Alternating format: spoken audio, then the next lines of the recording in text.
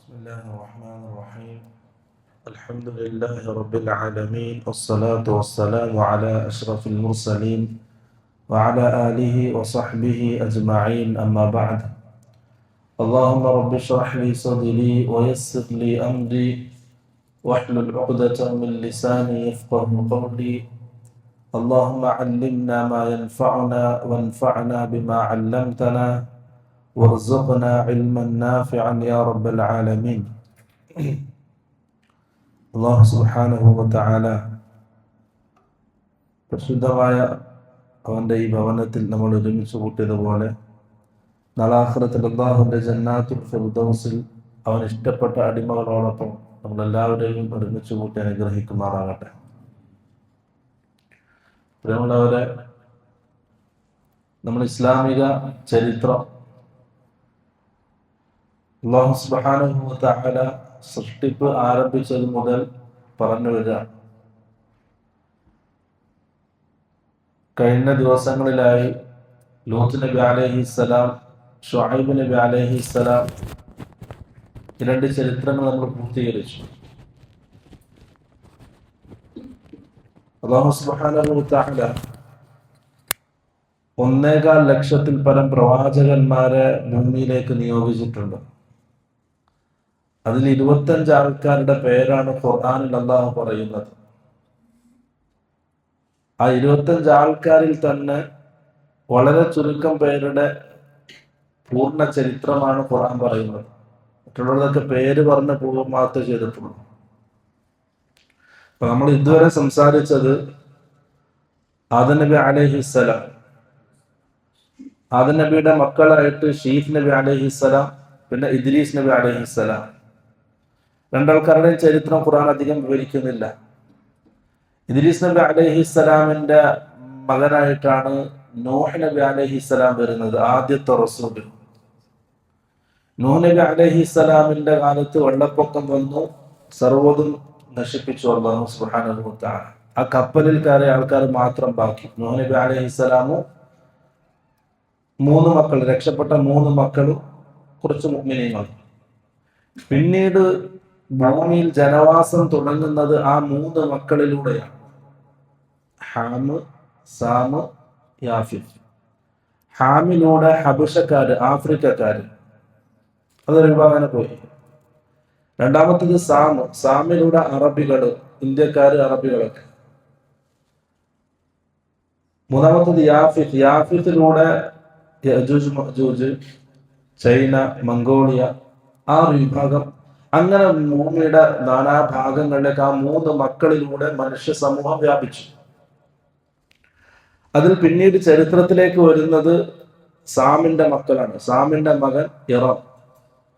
ഇറമിന്റെ മക്കളിലേക്ക് ഹൂദ് നബി അലൈഹിസ്സലാം ആദിലേക്ക് പ്രവാചകനായിട്ട് വന്നു, ആദ്യത്തെ അറബി പ്രവാചകൻ.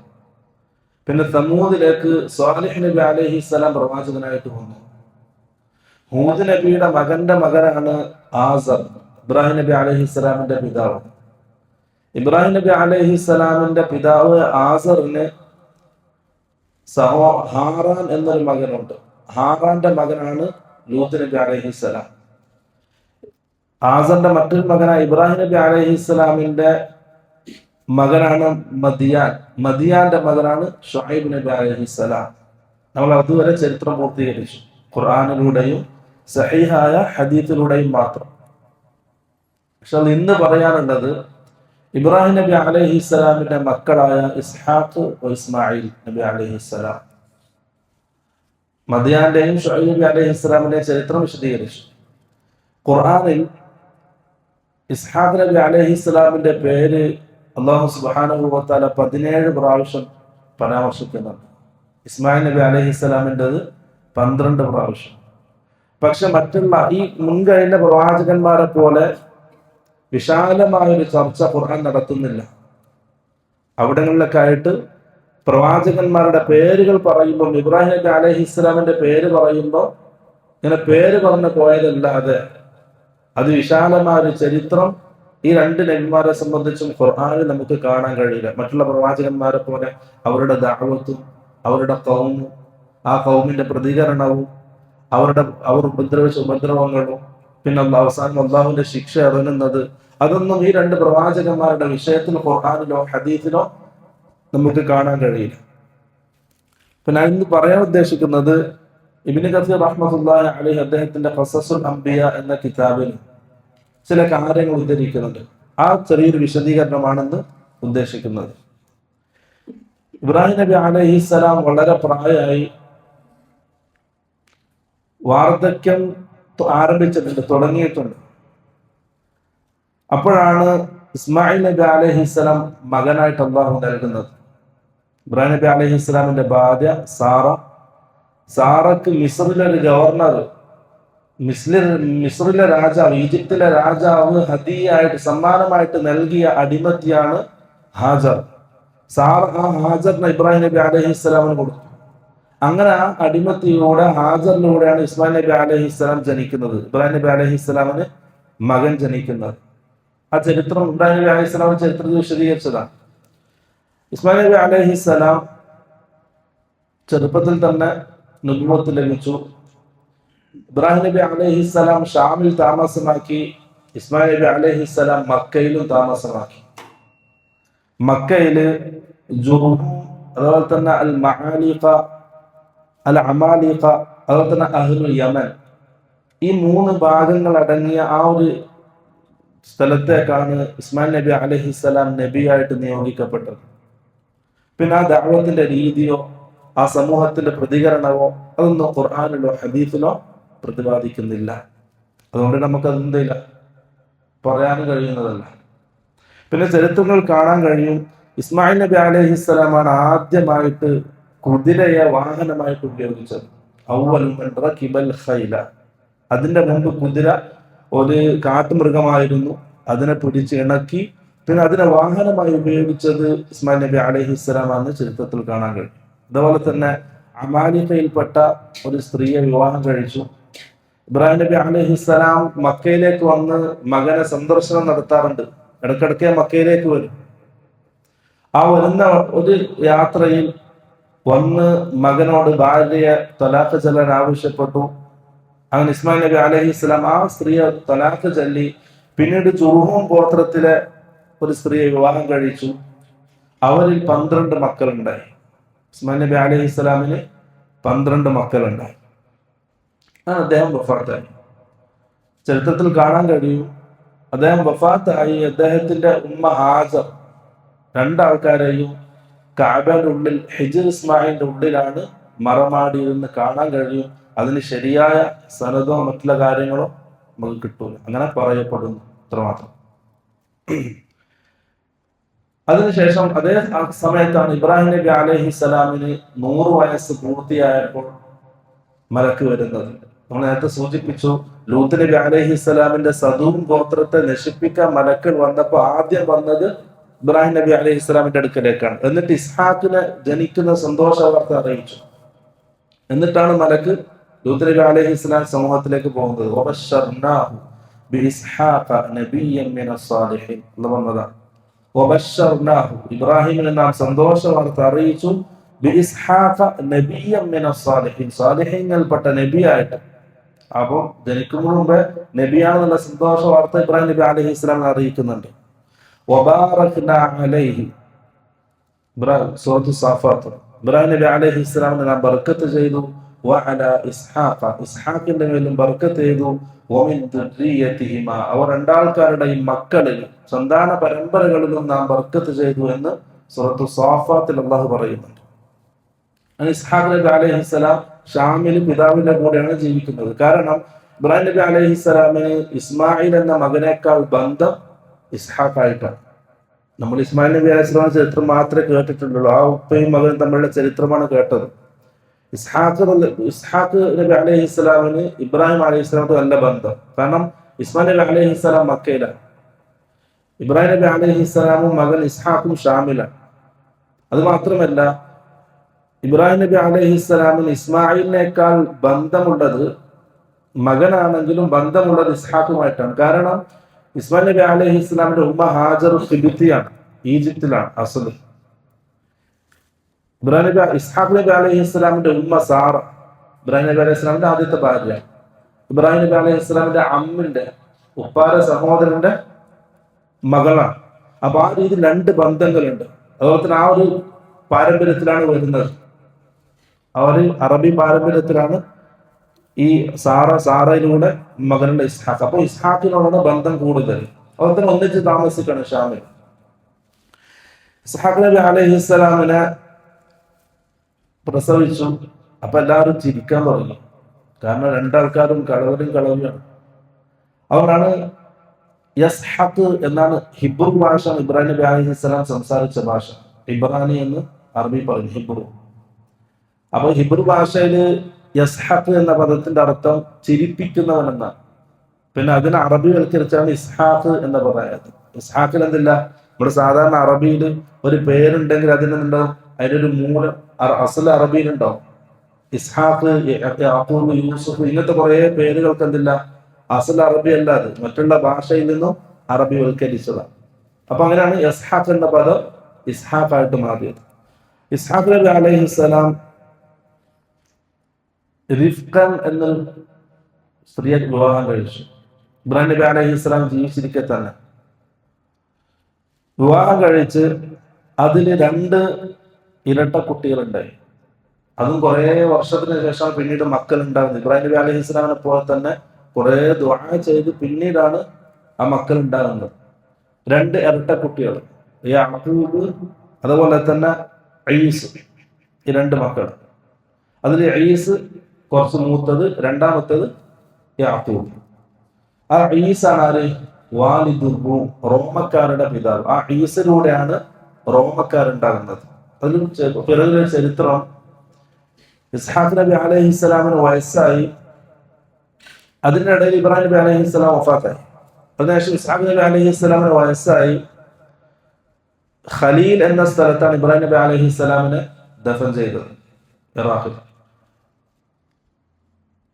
ഇസ്ഹാഖ് നബി അലൈഹിസ്സലാം വയസ്സായപ്പോ ഒരു ദിവസം ഈ 2 മക്കളോട് ആവശ്യപ്പെട്ടു, മാനിന്റെ ഇറച്ചി ഭക്ഷിക്കണം, തിന്നണം, ആഗ്രഹം പറഞ്ഞു. മകൻ എന്ത് ചെയ്തു, ഈസ് വേട്ടയാടി ഒരു മാനിനെ പിടിച്ചു കൊണ്ടുവന്നു. അതിന്റെ മുമ്പ് യാക്കൂബ് നബി അലൈഹിസ്സലാം തന്റെ മക്കളുടെ ഒരു ആടിനെ അറുത്ത് മാൻ എന്ന നിലയിൽ എന്ത് ചെയ്തു, ഇസ്ഹാഖ് നബി അലൈഹിസ്സലാമിന് കൊടുത്തു. അപ്പൊ ആദ്യം യാക്കൂബ് കൊണ്ടുവന്നപ്പോൾ ഇസ്ഹാഖ് നബി അലൈഹിസ്സലാം യാക്കൂബിന് വേണ്ടി ദുആ ചെയ്തു. എന്ത്, അദ്ദേഹത്തിന്റെ കുടുംബഭാരം, മക്കളിൽ ബർക്കത്ത് കിട്ടാനോ അത് റിസ്ക് വിശാലമാകാനും ദുആ ചെയ്തു. അതിനുശേഷമാണ് ഈസ് ഇസ്ഹാഖ് നബി അലൈഹിസ്സലാമിന്റെ അടുക്കലേക്ക് മാനിനെ കൊണ്ടുവരുന്നത്. അപ്പൊ ഈസ് ആവശ്യപ്പെട്ടു, എനിക്കെന്ത് ചെയ്യണം, എനിക്കും ദുആ ചെയ്യണം. അപ്പം ദുആ ചെയ്തു. ഇസ്ഹാഖ് നബി അലൈഹിസ്സലാം ദുആ ചെയ്തു, നിന്റെ മക്കളിൽ അല്ലാഹു അഭിവൃദ്ധി തരട്ടെ, ബർക്കത്ത് തരട്ടെ. ആ ബർക്കത്താണ് പിന്നെ ബനു ഇസ്രായേലിനേക്കാൾ അധികമായിട്ട് ആരുണ്ടായത് ഭൂമി ലോകത്ത്, റോമക്കാരുണ്ടായത്. ഇന്നത്തെ യൂറോപ്യൻസ്, റോമക്കാർ. അങ്ങനെ ഈസും യാക്കൂബും 2 മക്കൾ. ചില കിതാബുകളിൽ കാണാം, ഇസ്രായേലിയാത്താണ്, ചില പണ്ഡിതന്മാരത് അതിൽ ചില സംശയങ്ങളുണ്ട്, അതിന്റെ സനത് പരിശോധിക്കണം എന്ന് പറഞ്ഞൊരു സംഭവമാണ്.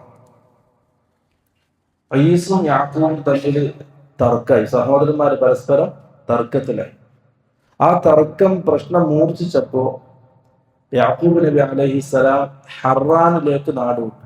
ഹറാൻ എന്നുള്ളത് ഇസ്ഹാഖ് നബി അലൈഹിസ്സലാമിന്റെ സഹോദരൻ ലാബാൻ എന്ന ആളുടെ നാടാണ്. അപ്പം അദ്ദേഹത്തിലേക്ക് എന്ത് ചെയ്തു, നാടുവിട്ടു, അവിടെ പോയി താമസിച്ചു. ഈസ് ഇസ്ഹാഖ് നബി അലൈഹി സ്വലാമിന്റെ കൂടെ തന്നെ താമസിച്ചു. യാക്കൂബ് നബി അലൈഹിസ്സലാം ലാബാന്റെ അടുക്കൽ ഹറാനിൽ പോയി. അവിടെ അദ്ദേഹത്തിന്റെ 2 മക്കളെ ഒന്നിച്ച് വിവാഹം കഴിച്ചു. ആദ്യം മൂത്തോട് ലിയ, രണ്ടാമത്തെ റാഹീൽ. ഈ 2 സ്ത്രീകളെ, സഹോദരിമാര്. ആ ശരീഅത്തിൽ എന്താണ്, സഹോദരിമാരെ വിവാഹം കഴിക്കാം. നമ്മുടെ ശരീഅത്തിൽ എന്താണ്, ഒന്നിച്ച് 2 സഹോദരിമാരെ വിവാഹം കഴിക്കല് ഹറാമാണ്. ആദ്യത്തെ വിവാഹം സഹീഹ്, രണ്ടാമത്തത് എന്തില്ല, സഹീഹ്. അപ്പൊ അവിടെ ഹറാനിൽ ചെന്ന് ലാബാന്റെ 2 മക്കളായ റാഹീലിനെയും ലിയാനെയും വിവാഹം കഴിച്ചു. അതില് റാഹീലിലാണ് യൂസുഫ്, ബിന്യാമീൻ എന്ന 2 മക്കൾ ഉണ്ടായത്. പിന്നെ 2 അടിമ സ്ത്രീകൾ. ആ രണ്ട് അടിമ സ്ത്രീകളിലും ലിയയിലും കൂടിയിട്ട് ബാക്കിയുള്ള മക്കൾ യാക്കൂബ് നബി അലൈഹിസ്സലാം ഉണ്ടായി. അപ്പം ബിന്യാമിനെ പ്രസവിക്കുന്നതോടുകൂടി റാഹീൽ മരണപ്പെട്ടു. പിന്നെ വർഷങ്ങൾക്ക് ശേഷം യാക്കൂബ് നബി അലൈഹിസ്സലാം തന്റെ ഭാര്യമാരെയും മക്കളൊക്കെ കൂട്ടിയിട്ട് തിരിച്ച് ഷാമിലേക്ക് തന്നെ വന്നു. അങ്ങനെ പരസ്പരം സഹോദരന്മാർ പരസ്പരം കണ്ടു. അവർ പരസ്പരം നല്ല ആ പിണക്കൊക്കെ ഒഴിവാക്കി നന്നായി ഒന്നിച്ച് ജീവിച്ചു. കനആൻ എന്ന സ്ഥലത്താണ് പിന്നെ അവർ താമസമാക്കിയത്. അങ്ങനെ ഒന്നിച്ച് ജീവിച്ചു. അതിനിടയിൽ ഇസ്ഹാഖ് നബി അലൈഹിസ്സലാം ഇസ്മായിൽ നബി അലൈഹിസ്സലാമിന്റെ ഒരു മകള് നസ്മ എന്ന പെണ്ണിനെ വിവാഹം കഴിച്ചു. ബന്ധം നോക്കണം കേട്ടോ. ഇസ്ഹാഖ് നബി അലൈഹിസ്സലാം വിവാഹം കഴിച്ചത് ഇസ്ഹാഖല്ല, ഇസ്ഹാഖിന്റെ മകൻ ഈസ്.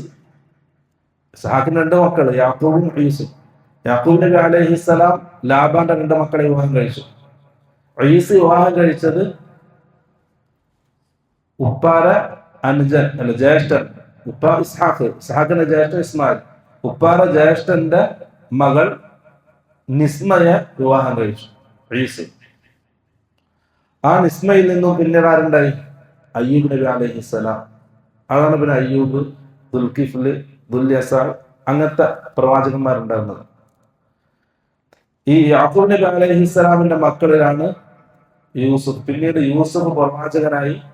അതിനുശേഷം മറ്റുള്ള പ്രവാചകന്മാരൊക്കെ പിന്നെ ഇവിടെ വരുന്നത് ഇസ്ഹാഖ് നബി അലൈഹിസ്സലാമിന്റെ ആ പാരമ്പര്യത്തിലാണ് വരുന്നത്. അതാണ് ഇബ്രാഹിം നബി അലൈഹിസ്സലാം അബുൽ അംബിയ എന്നറിയപ്പെട്ടു. കാരണം രണ്ട് മക്കള് ഇസ്ഹാഖ് ഇസ്മായിൽ. ഇസ്മായിൽ അവിടെ നിന്നു, പിന്നെ അത് പ്രവാചകന്മാരില്ല.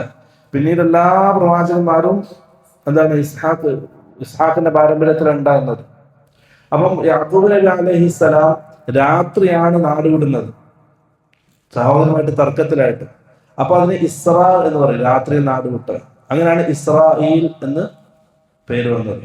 അങ്ങനെയാണ് ബനു ഇസ്രായേൽ എന്ന സമൂഹം ഉണ്ടാകുന്നത്. അവിടുന്നാണ് പിന്നെ ചരിത്രം അങ്ങോട്ടേക്ക് വഴി മാറുന്നത്, ബനു ഇസ്രായേൽ. പിന്നീട് വന്ന എല്ലാ പ്രവാചകന്മാരും ബനു ഇസ്രായേലാണ് വന്നത്. പിന്നീട് ഖുർആൻ പറയുന്ന ഏറ്റവും കൂടുതൽ ചർച്ച ചെയ്യുന്ന ഒരു സമൂഹം ബനു ഇസ്രായേലാണ്. പിന്നീട് അവിടെ വന്ന പ്രവാചകന്മാരെ ഒക്കെ ഖുർആൻ ചർച്ച ചെയ്തു. മറ്റിടത്ത് ഇസ്മായിൽ നബി അലൈഹിസ്സലാമിന്റെ അടുത്ത് പിന്നെ മക്കൾ ആരും വന്നിട്ടില്ല. പിന്നെ 40ാമത്തെ തലമുറയിലാണ് മുഹമ്മദ് സല്ലല്ലാഹു അലൈഹി വസല്ലം വരുന്നത്. ബനു ഇസ്രായേൽ അവസാനമായിട്ട് വന്ന പ്രവാചകൻ ഈസാ നബി അലൈഹിസ്സലാം. അതാണ് മൊത്തം ചരിത്രം. യാക്കൂബ് നബി അലൈഹിസ്സലാം കനആനിൽ നിന്നും ഹറാനിലേക്ക് രാത്രി നാടുവിടുന്ന സമയം രാത്രി ഒരു സ്ഥലത്ത് താമസിച്ചു. അപ്പം അവിടെ കിടക്കാൻ വേണ്ടി ഒരു കല്ലെടുത്തിട്ട് ആ കല്ലിന്റെ മുകളിൽ കിടന്നു. എന്നിട്ട് ആ കല്ല് ഒരു അടയാളമായിട്ട് അവിടെ വെച്ചു. ഒരു ദുആ ചെയ്തു, ഞാൻ അവിടെ പോയി നല്ല കുടുംബത്തോടുകൂടിയും ആരോഗ്യത്തോടുകൂടിയും എൻ്റെ ഈ കുടുംബത്തിലേക്ക് തന്നെ കനആനിലേക്ക് തന്നെ തിരിച്ചു വന്നാൽ ഞാൻ ഇവിടെ എന്ത് ചെയ്യും? അള്ളാഹുവിനോടൊരു മസ്ജിദ് പണിയും. അങ്ങനെ എല്ലാവരും തിരിച്ചു വന്നപ്പോ ഈസും അതുപോലെ തന്നെ യാക്കൂബ് നബി അലൈഹിസ്സലാം, ഈസ് പ്രവാചകനല്ല കേട്ടോ, യാക്കൂബാണ് പ്രവാചകൻ. ഈ രണ്ടാൾക്കാരും കൂടിയിട്ട് അവിടെ എന്താക്കി? ബൈത്തുൽ മുഖദ്ദസ് പണിയും. അവിടെയാണ് ബൈത്തുൽ മുഖദ്ദസ് ആദ്യമായിട്ട് പണിയുന്നത് യാക്കൂബ് നബി അലൈഹിസ്സലാമാണ്. അതിനുശേഷമാണ് സുലൈമാൻ അലൈഹിസ്സലാം അതിന്റെ പുനർനിർമ്മാണം നടത്തുന്നത്. ആ കല്ല് വെച്ച സ്ഥലത്താണ് യാക്കൂബ് നബി അലൈഹിസ്സലാം ബൈത്തുൽ മുഖദ്ദസ് പണിതത്.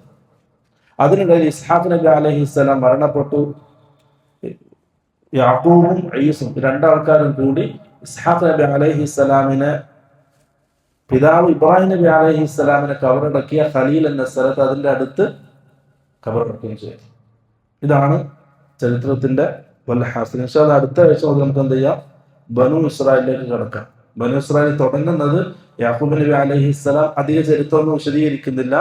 പിന്നീട് പറയുന്നത് യൂസുഫ് നബി അലൈഹിസ്സലാമിന്റെ ചരിത്രമാണ്. നമുക്കറിയാം ഖുർആനിൽ ഒരു സൂറത്ത് തന്നെ അല്ലാഹു സുബ്ഹാനഹു വ തആല ചരിത്രം വിശദീകരിക്കുന്നുണ്ട്. ആരംഭം മുതൽ അവസാനം വരെ അല്ലാഹുവിന്റെ എല്ലാ കുഫറത്തുകളും നമ്മളെ ബോധ്യപ്പെടുത്തുന്ന രീതിയിൽ, അല്ലാഹുവിന്റെ തർത്തീബുകളും അല്ലാഹുവിന്റെ കൈകാര്യം ചെയ്യുന്ന രീതിയും അതൊക്കെ നമുക്ക് ബോധ്യപ്പെടുത്തുന്ന രീതിയിൽ യൂസുഫ് നബി അലൈഹിസ്സലാമിന്റെ ചരിത്രം അല്ലാഹു ആ രൂപത്തിൽ ഖുർആനിൽ വിശദീകരിക്കുന്നുണ്ട്. പക്ഷെ നമുക്ക് എന്ത് ചെയ്യാം?